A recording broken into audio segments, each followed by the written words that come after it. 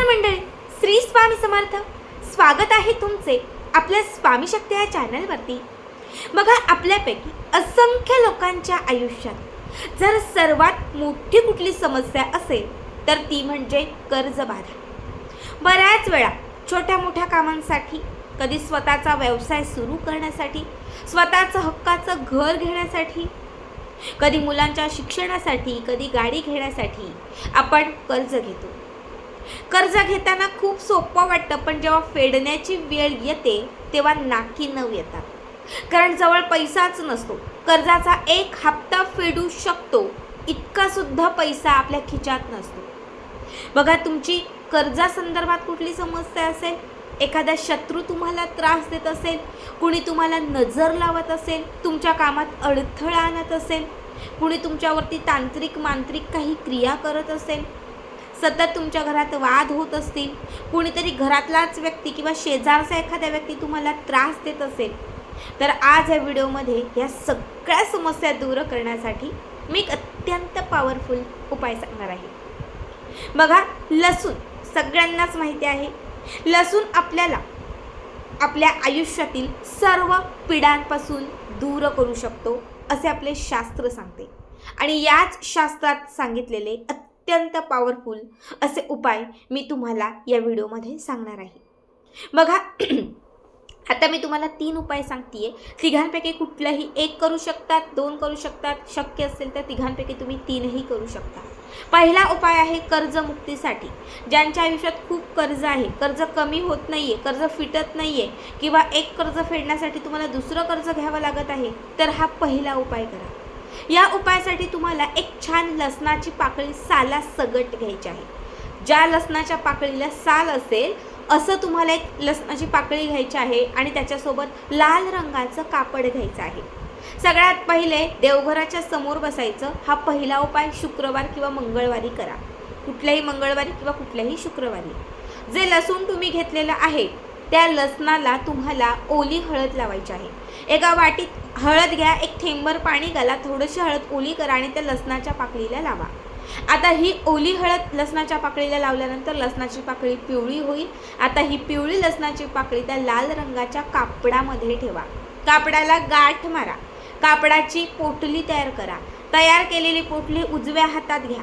जे कर्ज असेल त्यामध्ये सांगा आणि ते कर्ज निवारण्यासाठी किंवा ते कर्ज संपण्यासाठी विनंती करा. यानंतर तुम्हाला कर्जमुक्तीसाठी जो मंत्र सांगतेय तो मंत्र 21 वेळा म्हणा. मंत्र व्यवस्थित ऐका किंवा एखाद्या कागदावरती लिहून घ्या. मंत्र आहे क्लीम श्रीम. बघा, क्लीम श्रीम कर्ज, क्लीम श्रीम कर्ज दाताय, क्लीम श्रीम कर्ज दाताय, क्लीम श्रीम कर्ज दाताय, क्लीम श्रीम कर्ज दाताय, क्लीम श्रीम कर्ज दाताय, क्लीम श्रीम कर्ज दाताय, क्लीम श्रीम कर्ज दाताय. 21 वेळा हा मंत्र म्हणा आणि त्याच्यानंतर कापडात बांधलेली ही लसणाची पाकळी कुठल्याही मिठाच्या डब्यात टाका. जे मीठ तुम्ही रोज वापरताय त्या मिठात टाका, किंवा स्पेशली एखाद्या वेगळ्या डबा घेणं शक्य असेल तर तुम्ही तो घेऊन त्याच्यामध्ये टाकलं तरीही चालेल. जोपर्यंत तुमचं कर्ज नील होत नाहीये, कर्जाचा हप्ता म्हणजे तुमच्याकडे थोडेफार पण पैसे येत नाहीये, तोपर्यंत ते लसूण तिथेच त्या मिठातच ठेवायचं. जेव्हा तुमच्याकडे पैसा यायला लागेल, पैशांचा स्रोत तुमच्याकडे वाढायला लागेल, कुठून ना कुठून घरामध्ये पैसा येऊ लागेल, त्यानंतर जेव्हा तुम्हाला वाटेल तेव्हा हे लसूण जे आहे ते तुम्ही वाहत्या पाण्यामध्ये किंवा एखाद्या झाडाखाली ठेवू शकता. या उपायाने बघा, तुमच्या बंद झालेल्या धनाच्या वाटा खुल्या होतील आणि कितीही कर्ज असेल, कितीही मोठं कर्ज असेल तर ते कुठेतरी नील होईल. आता मी तुम्हाला दुसरा उपाय सांगते. दुसरा उपाय आहे शत्रुबाधा दूर करण्यासाठी. कारण आपल्यापैकी कितीतरी लोकांच्या आयुष्यात शत्रूंचा त्रास असतो. हे शत्रू म्हणजे काय, तर आपल्याला नजर लावतात, कामात अडथळे आणतात, अमावस्येला पौर्णिमेला घराच्या समोर उतारे करतात, नजर लावतात, घरात भांडणं लावतात, विघ्न येतात, अपघात घडवतात, अशा बऱ्याच क्रिया करतात. तर ह्या शत्रूंचा नाश करण्यासाठी आपल्याला काय करायचं आहे, कुठल्याही शनिवारच्या दिवशी एक लसणाची पाकळी घ्यायची आहे. शक्यतो रात्रीच्या सुमारास हा उपाय करा. एक छान लसणाची मोठी पाकळी घ्यायची. लसणाच्या पाकळीवरती काळ्या रंगाच्या पेनाने किंवा काळ्या रंगाच्या मार्करने त्या व्यक्तीचं नाव लिहायचं ज्या व्यक्तीचा तुम्हाला त्रास आहे, जो तुमचा शत्रू आहे. त्या व्यक्तीचं नाव लिहिल्यानंतर ही लसणाची पाकळी जी आहे ही तुम्हाला आपल्या हातात घ्यायची आहे. आपल्या उजव्या हातात घ्यायची, हाताच्या मुठीत ती बंद करायची. बंद केल्यानंतर त्या शत्रूचा चेहरा डोळ्यासमोर आणायचा किंवा तो शत्रू संपतोय, त्याचा नाश होतोय, तो आता तुमच्या आयुष्यातून दूर जातोय, असं एक चित्र डोळ्यासमोर आणायचं. त्याच्यानंतर त्या लसणाच्या मध्यभागी एक लोखंडी चूल, लोखंडी सलई किंवा लोखंडी तार असेल, लोखंडी कुठलीही वस्तू असेल, त्या लसणाच्या मध्यभागी ती छान टोचायची. ठीक आहे.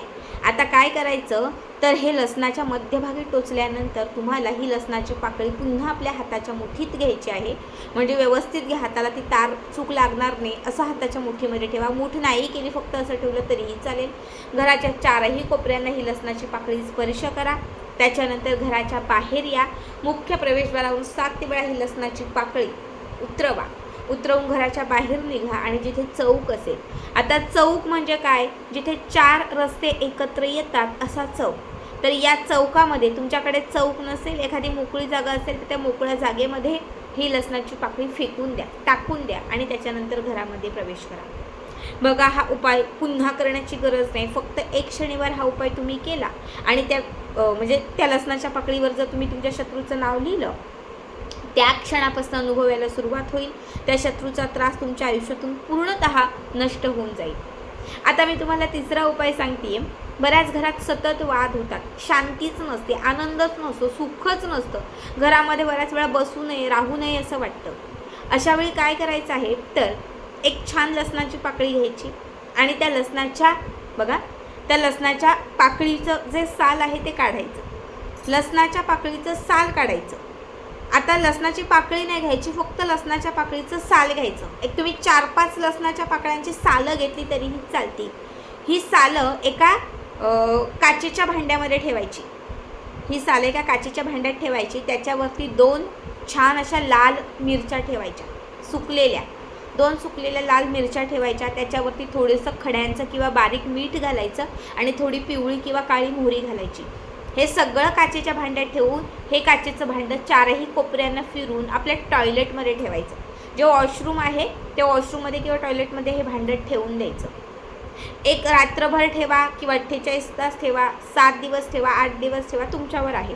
कमीत कमी 8 दिवस तरी हे भांडं आपल्या वॉशरूममध्ये ठेवायचं. 8 दिवस पूर्ण झाल्यानंतर हे भांडं घेऊन घराच्या बाहेर यायचं. घराच्या बाहेर एखादं मातीचं भांडं वगैरे ठेवा किंवा एखादी रिकामी प्लेट असेल तुमच्याकडे ती ठेवा आणि त्याच्यामध्ये सगळं साहित्य काढून घ्या. म्हणजे मिरची, मोहरी, मीठ आणि त्याच्यासोबत ठेवलेलं लसणाची साल, हे सगळ्या वस्तू घराच्या बाहेर एखाद्या भांड्यामध्ये ठेवा, त्या काचेच्या भांड्यातून काढून. आणि कापूर सोबत हे सगळं जाळा. 2-4 कापराच्या वड्या त्याच्यामध्ये टाकायच्या आणि हे जाळायचं, पेटवायचं. जसं हे पेटेल, जसं हे जळेल, तसं तुमच्या घरातील त्रास संपेल, तुमच्या घरातील विघ्न संपतील, अडथळे संपतील, अडचणी संपतील, दुःख संपतील, घरातली नकारात्मकता घराच्या बाहेर जाईल, घरात सुख, शांती, आनंद, ऐश्वर यांची प्राप्ती व्हायला सुरुवात होईल.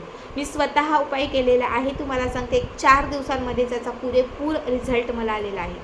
खूप साधे सोपे उपाय आहेत. 3पैकी कुठलाही एक करा, 2 करा, शक्य असेल तर 3 करा, पण नक्की करा.